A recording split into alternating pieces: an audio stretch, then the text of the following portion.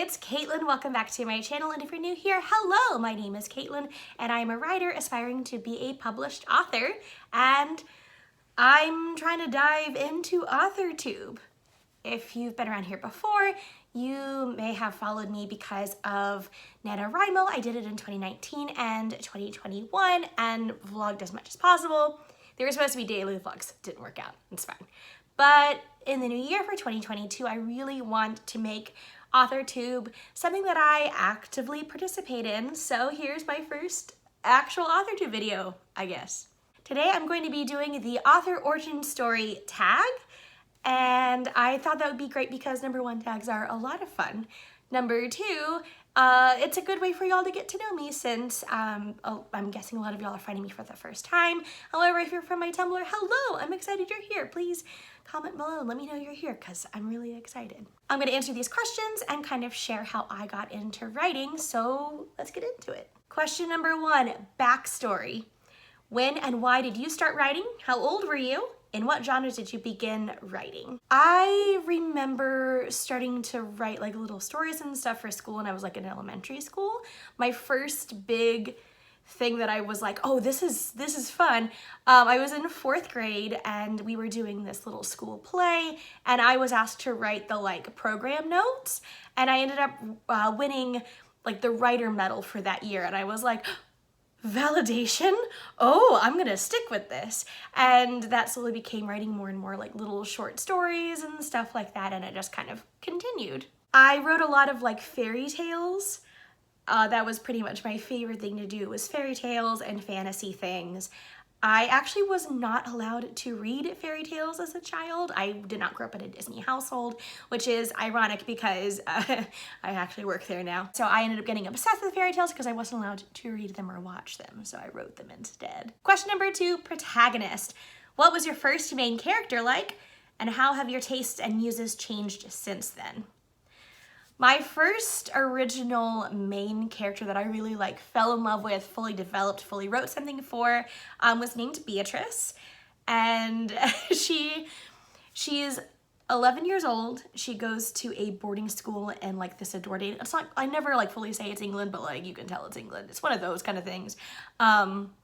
She's very sassy and very lackadaisical, I think is the best word. She's kind of like, you know, oh, I have magic, but whatever, it's fine, I don't really care. Like she's a lot, but she was a lot of fun to write. Honestly, I still write some very similar types of characters. Not quite as young for my main protagonist anymore. The Beatrice book was pretty much middle grade, and I prefer writing more YA nowadays, but I still kind of like that whole big personality and some magic tossed in for my main characters. Number 3, antagonist. What's the worst writing advice or feedback you ever received? What was your first rejection or confidence-breaking experience like? Oh gosh. Well, I guess I should have tossed this into the backstory too, and I didn't. So once I hit about middle school, I discovered fan fiction. It started off with Newsies. I was, not the musical, but the movie, the original like 1992, Christian Bale musical. I was obsessed, and that turned into my anime phase, and then it just continued to roll downhill from there. I never really got any like super terrible critiques or anything, or flames. I think that's what the vernacular was back then. As for worst writing advice, honestly, I was in a very toxic friend group for a long time, and when I finished the Beatrice draft, I brought it to my friends to read over and give me feedback, and their feedback was just, yeah, it's great, go ahead and publish it, and I was like, okay, but no, it's not ready. Like, there are things I need to change. I don't know what to change. So it wasn't really so much negative as it was like not helpful to me. And it ended up like pushing me into this spiral of where like I just didn't write anything original for a long time because I knew something was wrong with my original writing and I couldn't put my finger on it, and my support group didn't really support me. Number 5, KRYPTONITE. What part of writing or the writing process do you feel is your weakest? I always get a little like itchy when it comes to writing romance. I don't know why, but like I've never been good at like super romantic relationships.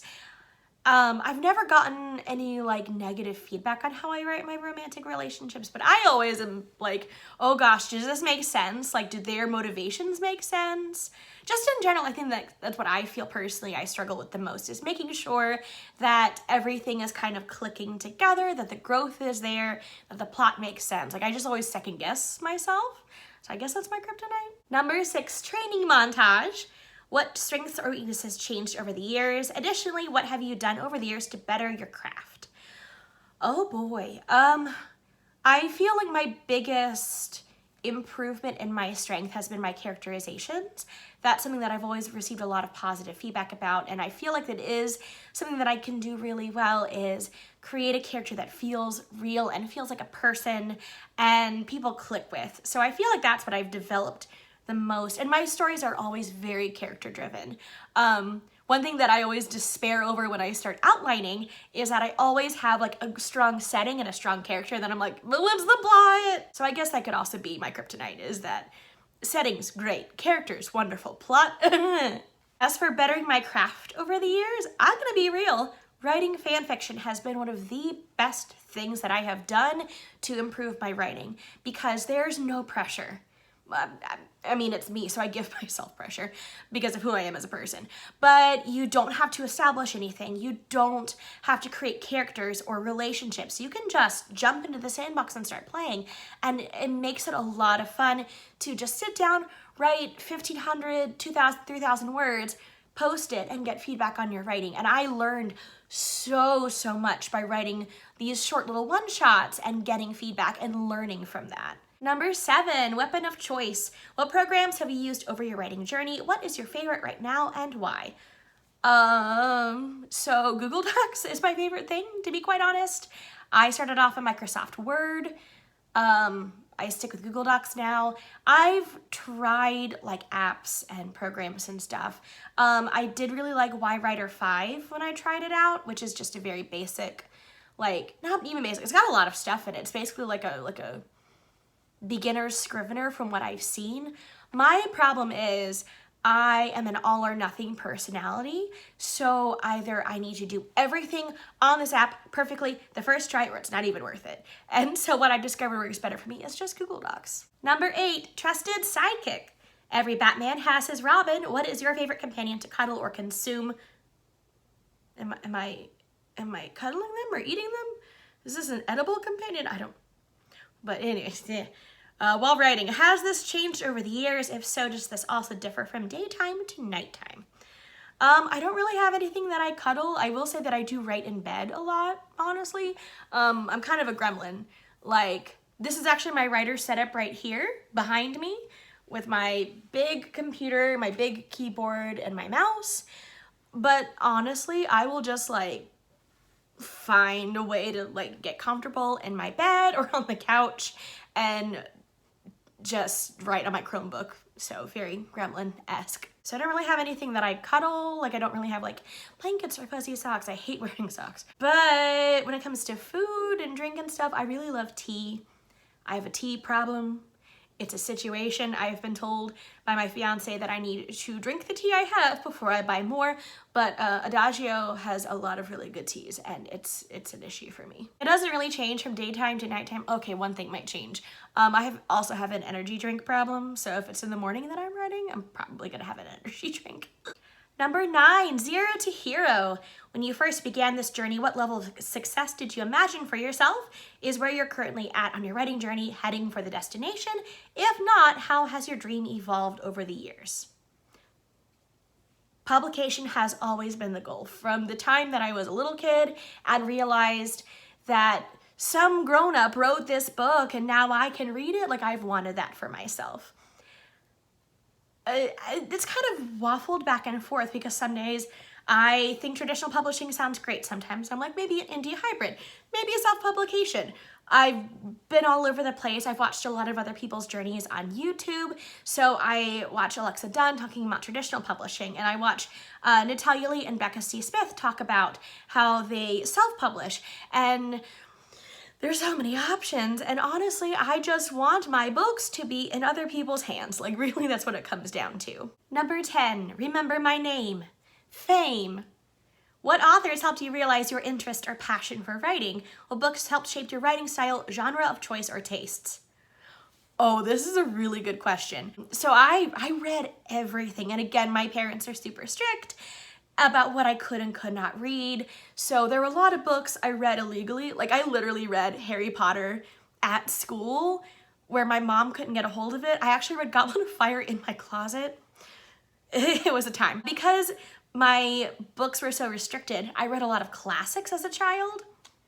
I read a lot of really old-fashioned books. So there have been some quirks in my writing where you're like, was this written by like a Victorian child that, you know, drowned mysteriously? Like, some of my phrasing, I'm like, why did I do this? But I will literally read anything. My biggest thing is I want a strong sense of place. I want a strong sense of characters, and I want really, really vivid character voices. So I think right now the biggest influences on my writing, I really love Maggie Stiefvater's writing. Pretty much anything she's written I have devoured and enjoyed. I also, for sense of place, Erin A. Craig's books, Small Favors and House of Salt and Sorrows, her sense of place is phenomenal. Like, I can't handle it. This is gonna be a weird one. Bear with me. Again, raised very strictly, very religious. There is a Christian author named Stephen Bly that I read all of his books, and he's written a lot. He wrote a lot of adult, like romance novels, but then he also read a lot of young adult books. And he wrote a like middle grade series called the Lewis and Clark Squad, which I still have it on my shelves today because his sense of characterization and dialogue is so good. And like, I can't, every so often I'll go back and reread sections of it just because I'm like, I want to have such a good handle on my dialogue and my characterization. The piece that sticks out to me, I forget which of the 5 books it is in the series, but literally he has 2 characters talking. There are no dialogue tags for like 2 pages, and they're having a dual conversation about 2 different topics, and it's so clear and so perfect. You know who was talking, you can follow the line of conversation, like, it's so good. So Stephen Bly, huge influence on my dialogue. Number 11, Marvel versus DC. Comparison is dangerous. How has comparing your author journey to others dismantled or helped your own? Any advice to overcome this? Oof. Oh, that's heavy. One of the fandoms that I wrote a lot for back in the day was the Glee fandom. That's a whole different topic right there. But I wrote prolifically, and I wrote very specifically about one character and that character's background and like character studies and stuff like that. So what was really popular then was relationship-based stuff, which I mentioned earlier, contemporary romance, not my genre. And I stressed myself out so much. It was bad because all the stories that were making it big were all based on relationships, and relationships are not my strong suit. So even though I had stories that people really enjoyed, I had stories that people followed avidly, I had, you know, a lot of people who really liked my writing, I personally made my own life so difficult that I literally quit writing. That, and I stopped watching the show, because if you've seen Glee, no, just no. Ryan Murphy, no. I ended up taking a really long break from writing. I just didn't have any heart in it because I felt so badly about my own skills and how things were going for me. I just made myself feel terrible. I hurt my own feelings. So my best advice, focus on what you want to say. Because just because all these people are flocking to this genre or this style doesn't mean you're a bad writer. It really, really doesn't. It just means that they're connecting with a different audience, and sometimes that audience is bigger. But there's going to be an audience for your writing. So once you find them, enjoy that. And sometimes that audience is just you, to be quite honest. You and one other person. You know, maybe find that one person who really enjoys your writing and go from there. But yeah, just don't. Comparison is the thief of joy. And find joy in your own writing. Number 12, the obligatory love interest. Already I'm concerned because you've seen a trend here, I'm sure. Looking back on your earliest projects, what genres have you grown to love or hate to write? Oh, okay. Romance. Let's throw that out there. Contemporary romance. I've tried. Didn't go well. Contemporary in general, I like writing in a very nuanced contemporary, if that makes sense. Like, my characters aren't whipping out iPhones and they're not talking about TikTok. Like, that's what it's somewhat timeless. I don't like writing the very specific time periods. I don't like getting nailed down by that. Number 13, arch nemesis. What are the most common excuses you've given yourself or outside forces you've overcome that prevent or prevented you from writing your story or crush your confidence? Like I mentioned before, my number one obstacle is me. I will tell myself it's not that good. I will tell myself I'm too tired to write right now. I will tell myself that I'll think about it later, and then later turns into months or years. I will say I do have a chronic illness, and that does make writing difficult when you are chronically ill, because not only is it like a physical effect on your body, but it also affects you mentally and emotionally. And one thing that I really appreciate is the spoon theory, where you start off the day with a certain number of spoons and you need to use spoons in order to, you know, get up on time and take a shower and go to work. And, you know, by the time you finished your day, you may be out of spoons, and that means writing falls by the wayside. What's worked for me is to try to find other ways of working. You know, I may not have the spoons to sit down at my writing station and turn on Spotify and light a candle and make a cup of tea, but, you know, maybe I can write a little bit on the notes app on my phone during work. Or I can, you know, write while I'm lying in bed watching Chopped for the millionth hour in a row. You know, it's just trying to find things that work with my body and with my mind, and making sure that I am taking care of myself and being able to get as much work done as I can. But obviously sometimes writing has to fall by the wayside because I am more important than my writing. Number 14, superhero name. When you began, did you consider using a pen name? If you're using a pen name now, why did you decide to use one? If not, why did you use your real name? So when it comes to actual published books that I'm planning to put out in the universe, I am going to put my own name on them. I may put a variation with my middle name, but like it's gonna be my real name, because I worked so hard on these books. I want people to know it was me. Like, I'm gonna be real about that. Like, I want people to see that name and know that it's me. And the last one, number 15, Avengers Assemble. Tag a few of your favorite people to do this tag on their channel. I am really new to AuthorTube, so new that I don't really have like a lot of friends on AuthorTube. So number 1, taking applications for friends. Please be my friend. I would love to be friends. That would be really great. But I'm gonna tag anyone who would like to do this video. If you would also like to do your author origin story, I would absolutely love to see it. I would love to see your videos. I'd love to get to know y'all. I'd love to make some friends out here. So there's my author origin story. I hope you had a good time watching. Hopefully you got to get to know me a little bit more. If you liked this video, please like and subscribe. I'll have all my social medias linked down below as well.